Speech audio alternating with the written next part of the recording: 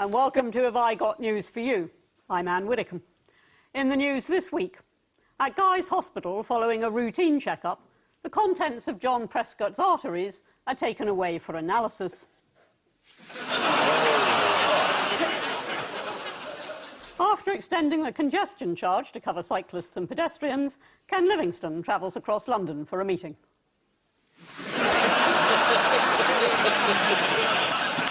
And despite locking himself out for the 5th time, one London man is strangely reluctant to follow police advice and leave a key with his neighbour.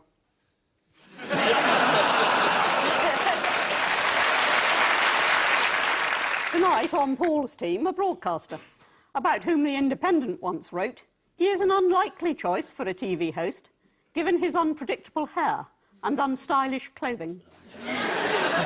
Nothing wrong with that. Don't know what they're talking about. Please welcome Danny Baker. Thank you.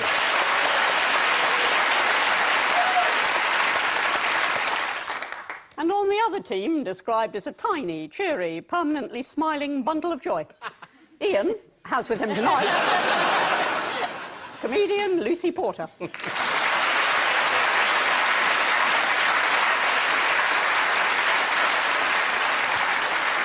So we start with round one and with Ian and Lucy. What do you make of this? That's a loan at a commercial rate, so it's obviously given to the Labour Party. It's what they call a loanation. That's stacks of money. That's the police, isn't it? Money, yeah. Ah. That's a terrifying vision. No, that's the lineup. Which of these men did it?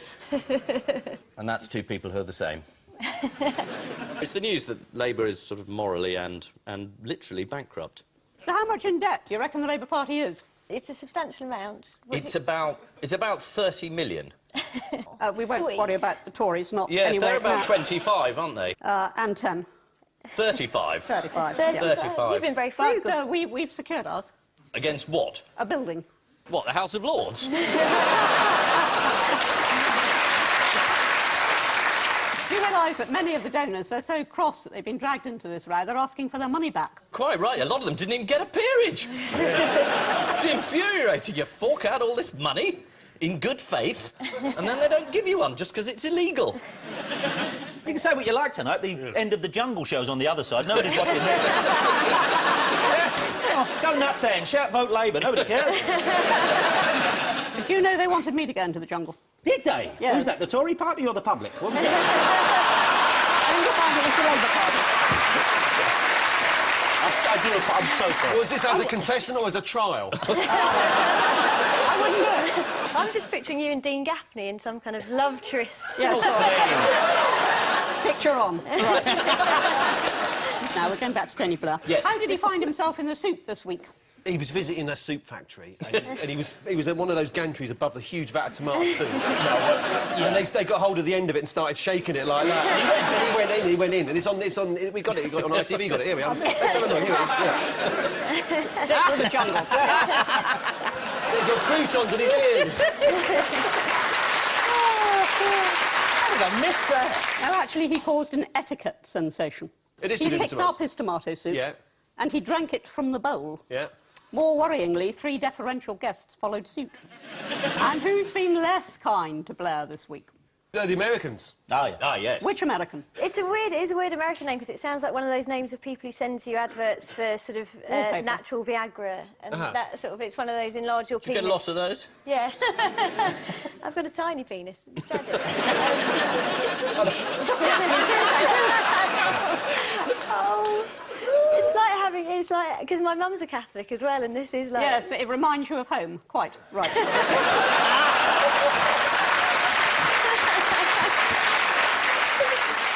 It was Dr. Kendall Myers. What he actually did was to describe Britain's relationship with the US. We typically ignore them and take no notice.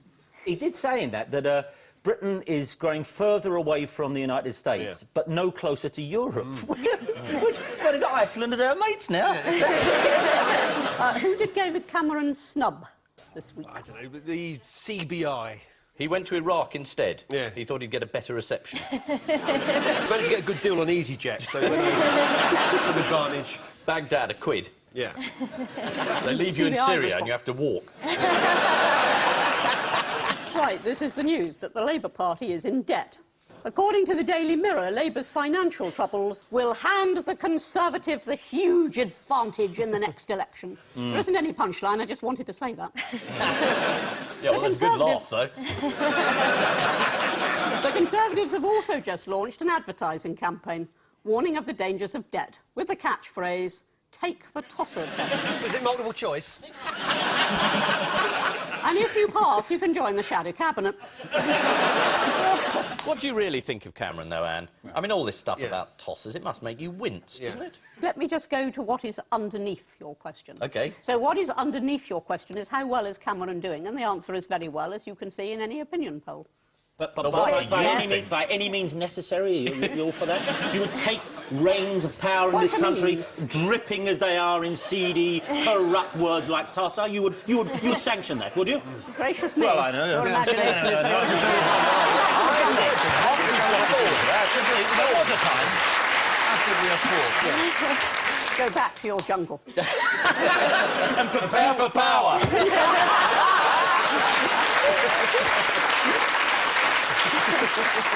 Anyway, Paul and Danny, here's yours. OK.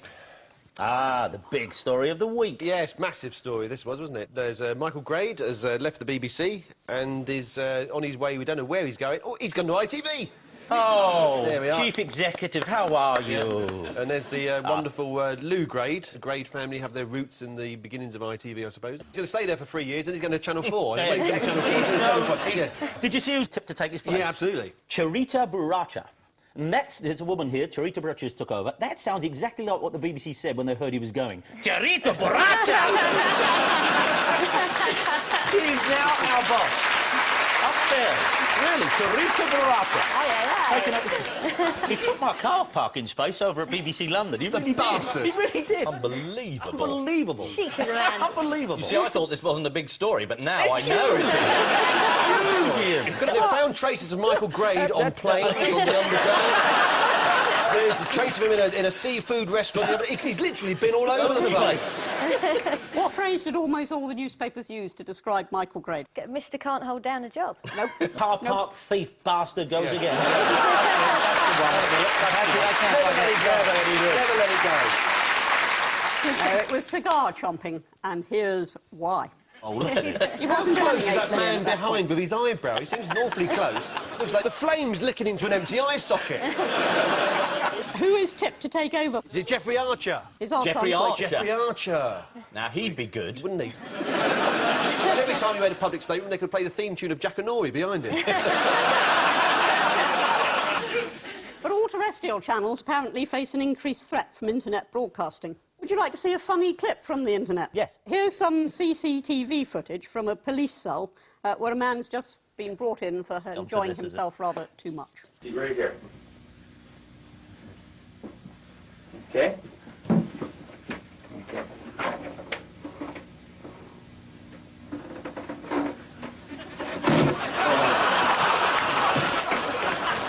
You stand over here. Put your hands on the tape. One here. Whoa, whoa, whoa, whoa. And the copper said, Mr. Grade, you know, you're going to have to get used to pay rises like this. This is the news that BBC chairman Michael Grade has left to become head of ITV.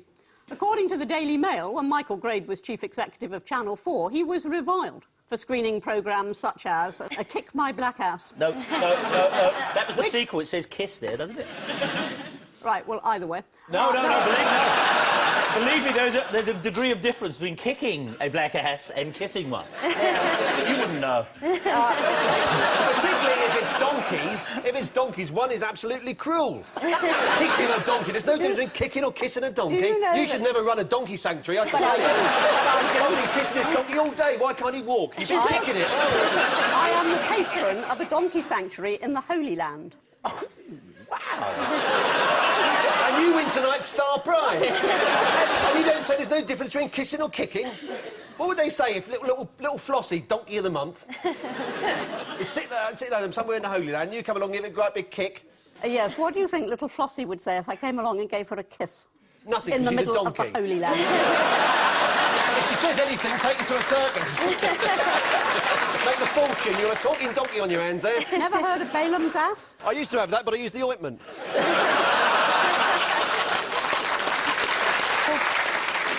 There are no hard feelings about Michael Grade's defection to the other side. In fact, the BBC have already invited him to a farewell lunch of sushi at Itsu. By the way, Ian, when are we going to have that tea? I went to a charity auction, Yes. and the prize of tea with Anne Widdecombe came up. Yeah. I got overexcited and I bid a huge amount of money to have tea with Anne. It was £1,500. That's a lot just for tea. What would it be to spend... No, it doesn't. Beyond your range, dear boy. Beyond your range. You set me a challenge.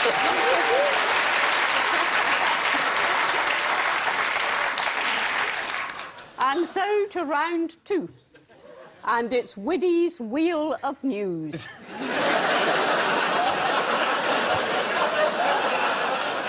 I spin the wheel and you buzz when you know what the story's about.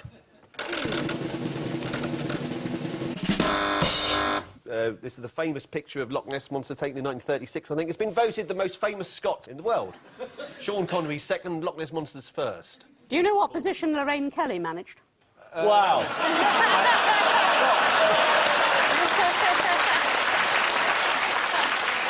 Let's just say she could look out the window at the same time. She came 8th and Billy Connolly was 7th. Well. According to the Daily Mail, Lulu's at number 10. So that's what Peter Mandelson calls him.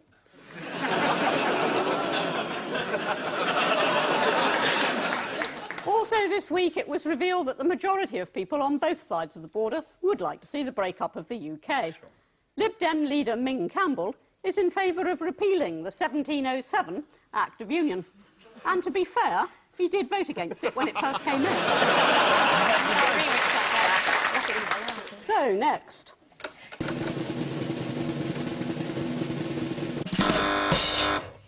It's a polar bear. Is it a global warming story? No. OK. All it is a snap that I brought back from my holiday last Is year. it? I wanted to share it with you. Next. And I was right. I'm going to wake up in a minute. This shows me some kind of dream. If I go to tea with you, Anne, do I get all your holiday snaps? Well, this is an honest estate agent who basically says things like nasty, damp flat, smell of a dog everywhere. And he's in Glastonbury, is it? Somerset, I think. That was an extremely accurate answer. And this is indeed shocking news. In one advert, Somerset-based Julian Bending warned potential viewers that a house on his books had a pong. And that another house was suitable for a midget on a budget. Mr. Bending described one property as an absolute stunner, adding, if this house was a woman, it would be Denise Van Outen. Though obviously entirely vacant upstairs.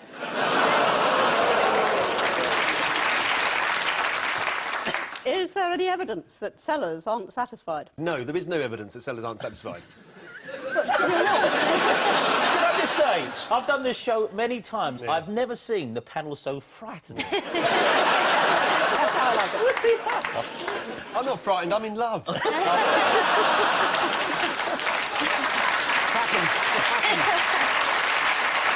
This is the shocking news that an estate agent in Glastonbury has decided to describe properties accurately. Blimey. Mr. Bending believes in complete honesty, leading him to describe one property as having all the charm and poise of a vicar on crack. OK, Mr. Bending, let's be honest. You're an unfunny little man and you're going straight to hell. Pulling no punches, Mr. Bending wrote, "Dear God, it's difficult to imagine a more disgusting house than this one." Who'd have thought God was looking for a terraced house in Somerset? Well, he does move in mysterious ways. What's it going to be this time? Paris Hilton? Are you familiar with her work? No, it's not her. She's bought 8 years. He bought 8 years. She's got so much money, she's bought the next 8 years. You're very close with your 8 years. What are you actually thinking of? 9 years? This is actually the news that, on average, women spend just 8 years shopping during their lifetime. That's 399 hours a year. Is that Colin McLaughlin, then? I don't know who it is, but she Oh. spends No, 8 years it's a shopping. token woman. It's just a random woman who... Depicted in a typically sexist way, hanging around with a load of shopping, doing nothing. Exactly. I don't shop. I put up shelves and scratch my testicles. That's how much... Don't worry, Anne. Don't worry, it's a breed of dog. It's a breed of dog. And in further research published this week, Yeah. what do women do 3 times more than men? Is it kissing donkeys?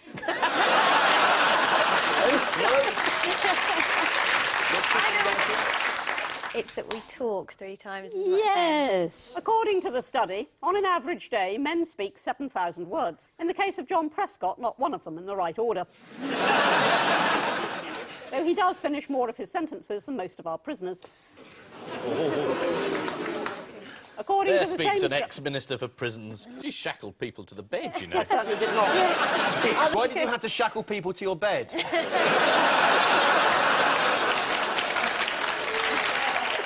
They turn up for tea and then...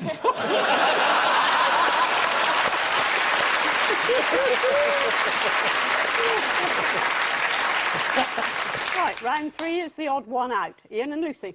Oscar Brufani, Dr. Giuseppe Papacioli, Yeslam bin Laden, and a pedestrian in the French city of Montpellier. Well, one of these men with a beard is the doctor who treated Berlusconi. Correct. Oh, yes. Berlusconi fainted. Yes. Very dramatically. Some would say not terribly well, but I think someone said the word Tessa Jowl in his ear. Do you know what Berlusconi actually said to Dr. Giuseppe as he woke? He looked up at him and he said, "Are you Osama bin Laden?" The bloke with the beard. That's pretty good. He did indeed say, "Oh, my goodness, who are you? Osama bin Laden." He did, yeah. He must have been thrilled, thinking everybody's been trying and I found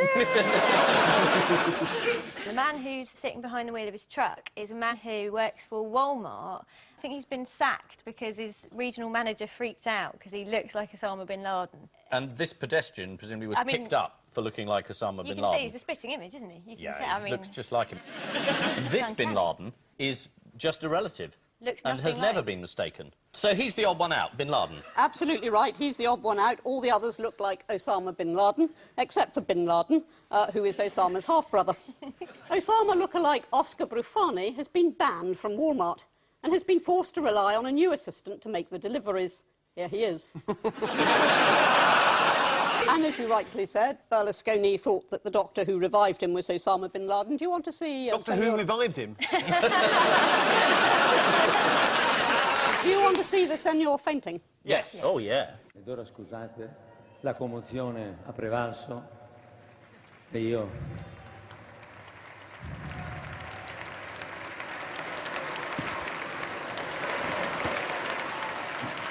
The fella was on the podium rather quick. He was still Yeah, going. he seemed to be all right at that point. We don't know what he was saying, though. He might have been saying, "Could somebody help me? I'm just about to faint." Probably it, wasn't it? I think my hair dye is poisoning me. No, it meant that his trial with David Mills for false accounting, embezzlement and tax fraud had to be adjourned. Ah, that was lucky. And, of course, there's a time limit on the trial, so if he goes on fainting in 1 year's time... He's innocent. Absolutely. When Dr. Papacioli told Berlusconi he might be too unwell to face his trial, he was so shocked he lapsed into a jig. Now, the poor old pedestrian in the French city of Montpellier, how does he come into this picture? With a big arrow on his head. He was actually mistaken for Osama bin Laden, whereupon a driver called Pierre drove through a pedestrian zone and tried to run him over. Meanwhile, Yeslam bin Laden does not look like his half-brother, Osama. So what does he do for a living? He's in construction, isn't he? He sells perfume and luxury items under the brand name The World of Yeslam. Sounds like they've rebranded the entire religion, doesn't it? Yeah, Yeslam. What's the problem here? People see negative in Islam. We're going to call it Yeslam. Yeslam. Welcome aboard.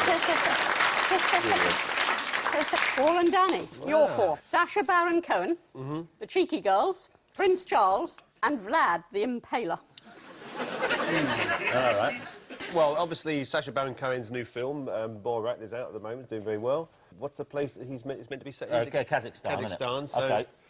And the cheeky girls are from Romania, I think. The link is Romania. Vlad the Impaler is from Transylvania, which is Romania, which is why one was allowed to do Michael Howard jokes for all those years, because he came from Transylvania, and someone said that he had something of the night about him. Who was that? Who was that? Who was that? Oh, I don't know, some cheap comedian. I thought it was because he slept in a coffin filled with the earth from his own country. Was it? Was that the reason why? And Borat, he's being sued because he filmed in Romania, a village full of people who didn't know. It's Kazakhstan. And Prince Charles is the odd one out because he is Romanian. He's doing so well. Yeah. I'll give you one last attempt. Go on, then. Oh, right, OK.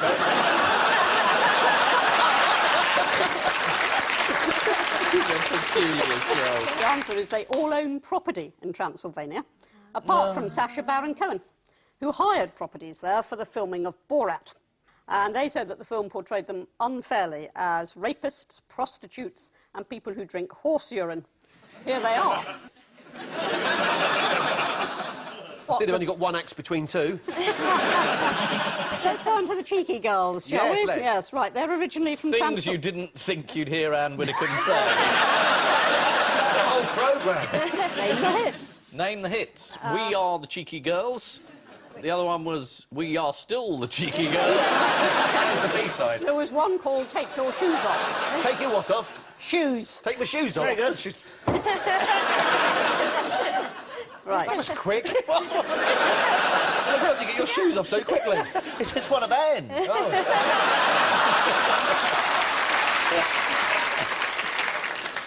Not unless my feet have grown somewhat. That was I'm a 2.5. What are you? 2.5. And I'm a 10.5. No way, then. Hey, oi, just still chatting up like a bird. Sorry, No, no, no. She come on to me. She come on What's to that me. walking home in a quiet little treat? What's the matter with you? Come on to me. Could you two just calm down? You love it too, boys. You love it. The Cheeky Girls' most famous song includes the lyrics. We are the Cheeky Girls. We are the Cheeky Girls. You are the cheeky boys. You are the cheeky boys. We are the cheeky girls. Is this your We Christmas are single? the cheeky girls. You are the cheeky boys. You are the cheeky boys. Cheeky, cheeky.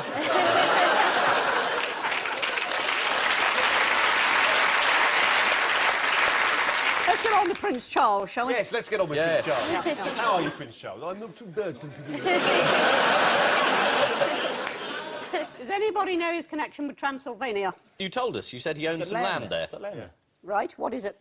It's Land, it's where you build houses and dirt. Look, this is it here. Look, down there, look, down there. Where you're standing with your 2.5 feet, that's land, down there. He's got himself a ruin. No.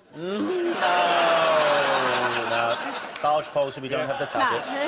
So, they all own property in Transylvania. good. What? We're caught in a time loop. We're destined to do this show forever. Is it the Loch Ness Monster? Chica borracha!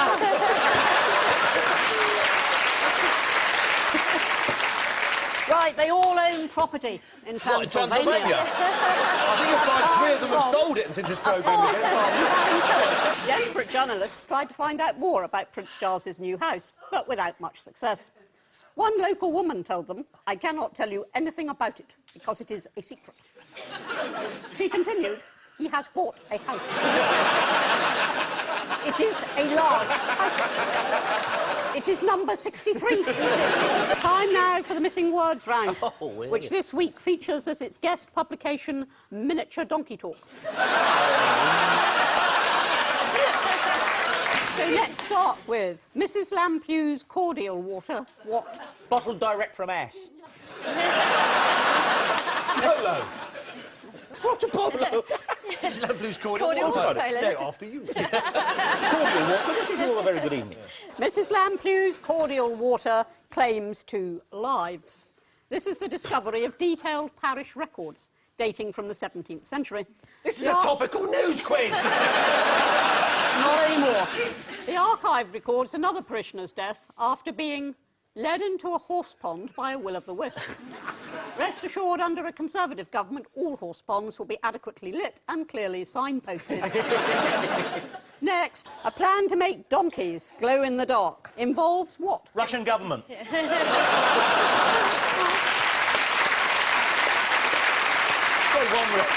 Someone was in.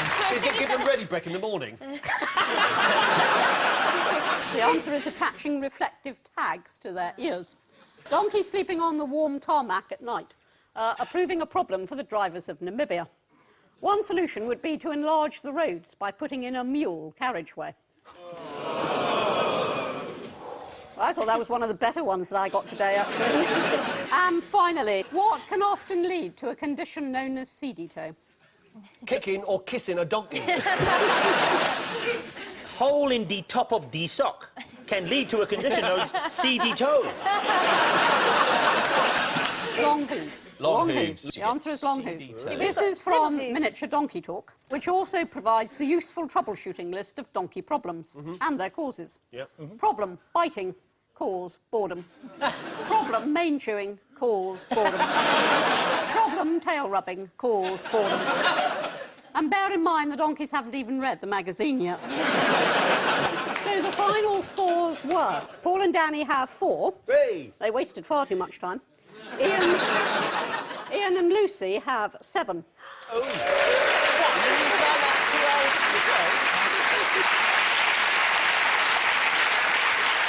On which note, we say thank you to our panellists, Ian Hislop, Lucy Porter, Paul Merton and Danny Baker.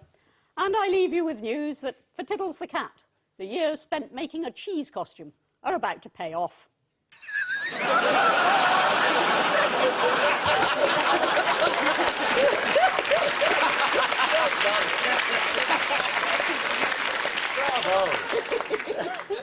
In Aldershot, an unsuspecting recruit falls for one of Sergeant Harris's hilarious practical jokes. And in Surrey, Neil and Christine Hamilton say they're unconcerned to hear that their next-door neighbours are nudists. Good night.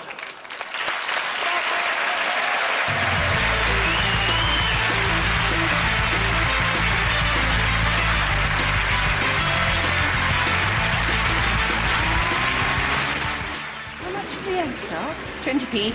I'll take it. 20p, here you are.